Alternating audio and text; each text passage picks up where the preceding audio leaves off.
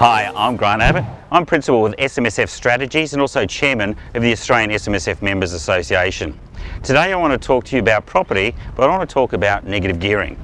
Now, most of you think you know negative gearing really well. You know where you actually get excess deductions either through capital allowances, through depreciation, or alternatively just making sure that you've got your interest deductions. All of those piled up at the end of the year exceed effectively your income from that property, and that can be then offset against salary and wages or business income.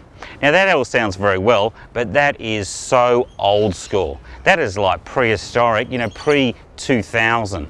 These days what we do is we actually negatively gear inside our self-managed super fund. Let me say that again, negatively gear inside your self-managed super fund.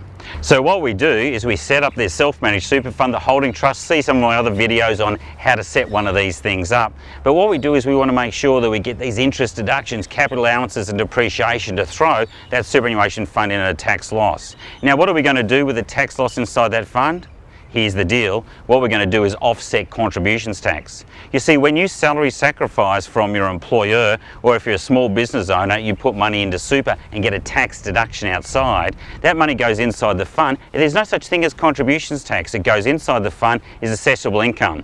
That assessable income can then be reduced by those negative gearing deductions. That means we don't pay 15% tax on our contributions. We may in fact pay 5%. Or if we've got enough negative gearing, we can even go down further. Get an NRAS property, you won't have any contributions tax at all. Now here's the big deal. We negatively gear in super, but you think about what happens outside of super. You negatively gear, when you sell that property, you're up for capital gains tax. The smart people know you negatively gear inside super and then you sell once you reach age 55 or beyond. Or remember, sometimes I've said you've got to keep these until age 75. And why do we wait until beyond? Because at that point in time, we want that property without any gearing. We want it inside the pension side of the fund. And the beautiful thing about that is then when we sell it, guess how much tax we have to pay? Nothing. And when we distribute it down to members, when we live on it as either a pension or we take it as a lump sum out of that pension account, guess how much tax we pay for over age 60?